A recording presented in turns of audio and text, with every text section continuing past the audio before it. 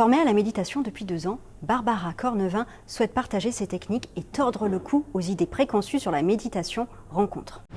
Barbara Cornevin, vous êtes enseignante de métier à la base et depuis 2 ans, vous avez suivi une formation donc à la méditation.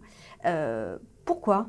J'ai décidé de me mettre à la méditation d'une manière beaucoup plus profonde. Je la pratiquais déjà, depuis de nombreuses années, pendant la période du Covid, parce qu'on a été tous, tout simplement coupés, notre environnement de travail, notre environnement, familial parfois et j'avais besoin de me protéger en quelque sorte de toute cette, angoisse environnante et toute la peur qu'il y avait autour de nous à cause de ce virus et j'ai décidé petit à petit, de l'introduire, dans mon travail principal et aussi de le proposer, à l'extérieur. Qu'est-ce que la méditation exactement ?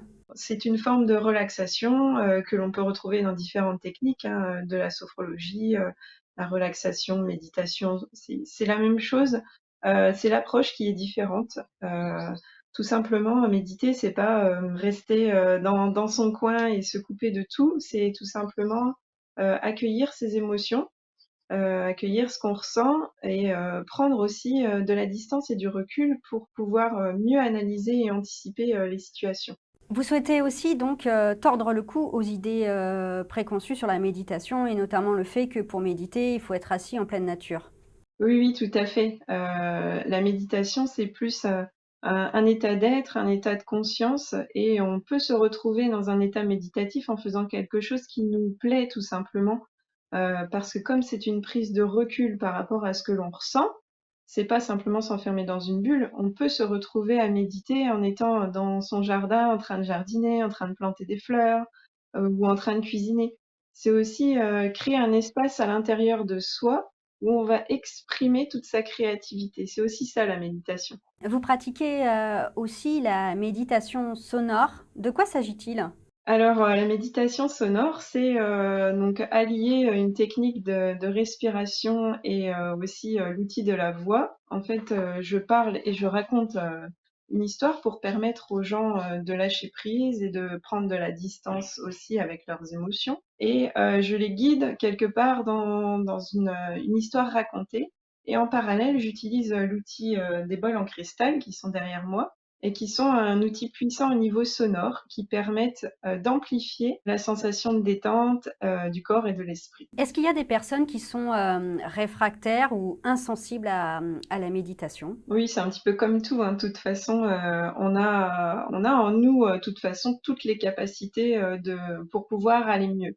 La méditation, c'est juste une clé pour accéder, à des états de mieux-être pour nous-mêmes. Mais parfois, les personnes ne souhaitent pas essayer parce que c'est trop, c'est à la fois stéréotypé, comme vous l'avez dit tout à l'heure. On a une image de la méditation qui est: on ne bouge plus pendant des heures et en même temps, on ne souhaite pas s'accorder ce temps-là. Parce qu'on n'a pas le temps, parce qu'on s'occupe des enfants ou parce qu'on a un travail, très, qui nous sollicite beaucoup. Donc souvent on ne veut pas parce qu'on manque de temps et on ne souhaite pas prendre ce temps. Dernière question, vous pratiquez aussi la méditation auprès des enfants. Est-ce que les techniques utilisées sont véritablement différentes pour un adulte et un enfant ? C'est quasiment les mêmes. La seule chose que je peux changer, en fait, c'est tout simplement les mots que j'utilise, lors de la méditation guidée. Quand je vais parler, je vais utiliser des mots qui sont beaucoup plus simples et beaucoup plus, doux pour les enfants. Je dis pas qu'ils sont pas doux, hein, pour les adultes, au contraire, mais on peut partir dans des histoires beaucoup plus complexes et beaucoup plus longues pour les adultes, alors que pour les enfants, il faut rester très, heu, très accessible au niveau des mots qu'on choisit, pour qu'ils puissent aussi, profiter de cet instant pour eux.